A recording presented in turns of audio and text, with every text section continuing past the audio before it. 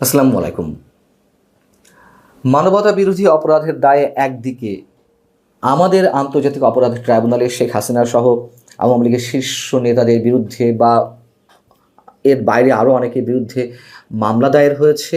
অনেকগুলোর মামলার কোনোটি কার্যক্রম এরই মধ্যে শুরু হয়েছে। বিপরীতে মানবতা বিরোধী অপরাধের দায়ে ডক্টর ইউনূস সরকারের বিরুদ্ধে আন্তর্জাতিক অপরাধ আদালত, আমাদের আন্তর্জাতিক অপরাধ ট্রাইব্যুনাল নয়, আইসিসি ইন্টারন্যাশনাল ক্রিমিনাল কোর্টে মামলার জন্য অভিযোগ দায়েরের প্রস্তুতি নিচ্ছে আন্তর্জাতিক আইন সংস্থা ডাউটি স্ট্রিট চেম্বার। সুনির্দিষ্ট 4টি অভিযোগের ক্ষেত্রে তারা অভিযোগ দায়েরের প্রস্তুতি নিচ্ছে এবং সেই অভিযোগগুলো সম্পর্কে জানানোর আগে আমি একটু ডাউটি স্ট্রিট চেম্বার সম্পর্কে খানিকটা বলতে চাই। অনেকেই এই প্রতিষ্ঠান সম্পর্কে জানেন, যারা জানেন না তাদের উদ্দেশ্যে বলছি যে ডাউটি স্ট্রিট চেম্বার হচ্ছে ব্রিটেন ভিত্তিক একটি আন্তর্জাতিক আইনি সংস্থা যারা ফৌজদারি বিচার, পাবলিক আইন, অভিবাসন, কর্মসংস্থান, মানবাধিকার এবং নাগরিক স্বাধীনতা নিয়ে কাজ করে। এবং এটিও উল্লেখ করতে হবে যে শুধুমাত্র মোটা অঙ্কের কোনো টাকা পেলেই বা অর্থ পেলেই তারা যেন নিশ্চয়ই কোনো মামলা নিয়ে কাজ করে না। অর্থের চেয়ে তাদের কাছে সবচেয়ে মুখ্য বিষয় হচ্ছে তাদের রেপুটেশন। এবং এটিও ধরে নেওয়ার যথেষ্ট যৌক্তিকতা রয়েছে তারা যে ডক্টর ইউনূস সরকারের বিরুদ্ধে মানবতা বিরোধী অপরাধের দায়ে অভিযোগ দায়েরের প্রস্তুতি নিচ্ছে, সেই অভিযোগের ক্ষেত্রে যথেষ্ট পরিমাণ এভিডেন্স তাদের হাতে রয়েছে বিধায় তারা এই উদ্যোগ নিয়েছে এবং এই বিষয়টি তারা তাদের ওয়েবসাইটেও তুলে ধরেছে। ডাউটি স্ট্রিট চেম্বারের সম্পর্কে বলতে গেলে আরও একটু বলতে হয়, একটু কম্পারিজন জায়গা থেকে বলতে হয় যে আরও যে 2-3টি আন্তর্জাতিক আইনি সংস্থা রয়েছে তার একটি হচ্ছে অ্যালেন অ্যান্ড ওভারি, আর একটি হচ্ছে ক্লিফোর্ড চান্স, সবই ব্রিটেন ভিত্তিক। এদের সাথে কম্পেয়ার করতে হবে ডাউটি স্ট্রিট চেম্বারকে। এবং আরও একটু স্পষ্ট করা যাবে যে এর মেম্বার কারা। ডাউটি স্ট্রিট চেম্বারের মেম্বার হিসেবে যাদের নাম রয়েছে আপনারা যে কেউ ওয়েবসাইটে গিয়ে দেখতে পারেন। সর্বশেষ তথ্য অনুযায়ী ব্রিটেনের প্রধানমন্ত্রী কিয়ার স্টারমার, আমরা জানি তিনি নিজেও একজন ব্যারিস্টার, খুব নামকরা ব্যারিস্টার। তিনি ডাউটি স্ট্রিট চেম্বারের অন্যতম সদস্য হিসেবে রয়েছেন আমাল কুলুনি। আমাল কুলুনি হচ্ছেন আন্তর্জাতিক মানবাধিকার বিষয়ক আইনজীবী। হেলেনা কেনেডি হাউস অব লর্ডসের সদস্য, তিনিও এটির মেম্বার। আর একজনের নাম না বললেই নয়। ডাউটি স্ট্রিট চেম্বারের ভারে কি বুঝতে গেলে অবশ্যই নামগুলো উচ্চারণ করতে হবে। আরেকজন যিনি রয়েছেন জেনিফার রবিনসন, যিনি বিশ্ববিখ্যাত যে তথ্যভিত্তিক প্রতিষ্ঠান সারা বিশ্বকে তাক লাগিয়ে দিয়েছিল উইকিলিক্স, এবং উইকিলিক্সের প্রতিষ্ঠাতা জুলিয়ান অ্যাসাঞ্জের পক্ষে দীর্ঘদিন আইনি লড়াই চালিয়ে আসছেন। এই হচ্ছে ডাউটি স্ট্রিট চেম্বার সম্পর্কে মোটামুটি সংক্ষেপে বলা। এখন ডাউটি স্ট্রিট চেম্বারের ওয়েবসাইটে যেটি বলা হচ্ছে যে ইন্টারন্যাশনাল ক্রিমিনাল কোর্ট, নেদারল্যান্ডের হেগে যেটি অবস্থিত, সেই আইসিসির সংবিধি বা রোম স্ট্যাটিউট এর যে 15 অনুচ্ছেদ তার অধীনেই তারা এই মামলা করার প্রস্তুতি নিয়েছে ডক্টর ইউনূস সরকারের বিরুদ্ধে। যেখানে যে 4টি সুনির্দিষ্ট অভিযোগ এখানে তুলে ধরা হয়েছে বা ধারা আমরা বলতে পারি, তার মধ্যে প্রথমটি হচ্ছে, এখানে বলা হচ্ছে, এখানে যা লেখা রয়েছে আমি হুবহু বলছি। 8 আগস্ট 2024 সালে ডক্টর ইউনূস বাংলাদেশের ক্ষমতা গ্রহণের পর থেকে সাংবাদিক, পুলিশ কর্মকর্তা, সংখ্যালঘু এবং প্রাক্তন সরকারি দল আওয়ামী লীগের সাথে যুক্ত ব্যক্তিদের বিরুদ্ধে বিনা উস্কানিতে অসংখ্য সহিংস আক্রমণের ঘটনা ঘটেছে।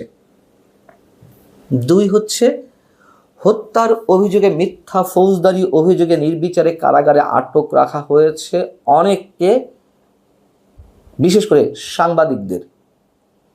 3 নম্বরে বলা হচ্ছে যে মব ভায়োলেন্স, নিয়ন্ত্রণহীন মব সহিংসতা, সেটি উল্লেখ করা হয়েছে। 4 নম্বরে ধর্মীয় সহিংসতার প্ররোচনা।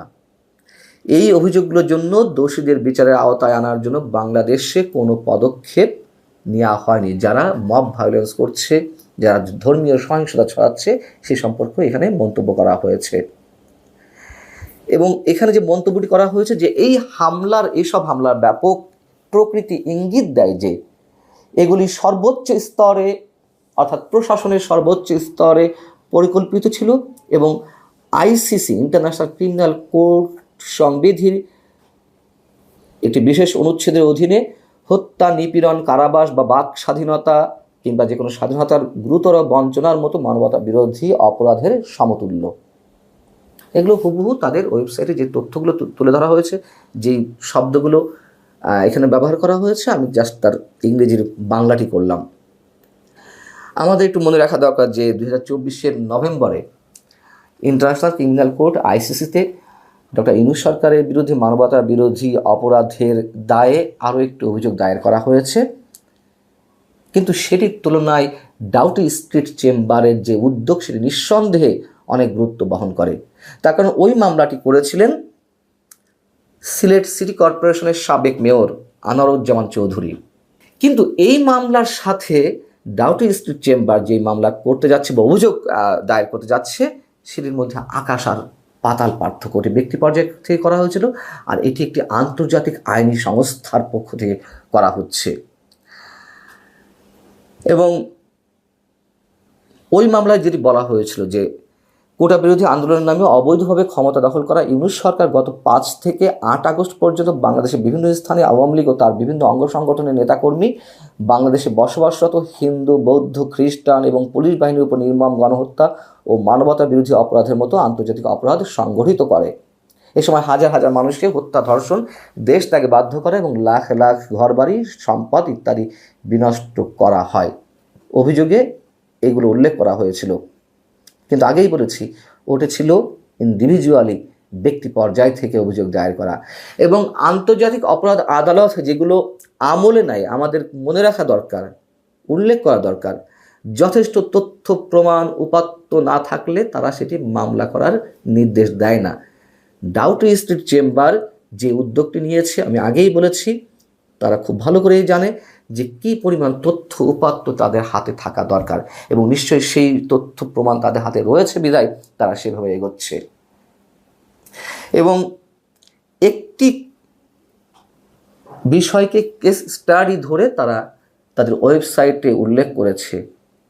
যেমন সেখানে বলা হচ্ছে শাহিন আলম নামের একজন, তিনি যে বা তার যে অভিযোগ, তার ছোট ভাই ডক্টর ইউনূস ক্ষমতা গ্রহণের পর তার অনুসারীরা এই শাহিন আলমের ছোট ভাইকে হত্যা করে, তার আগে অপহরণ করে।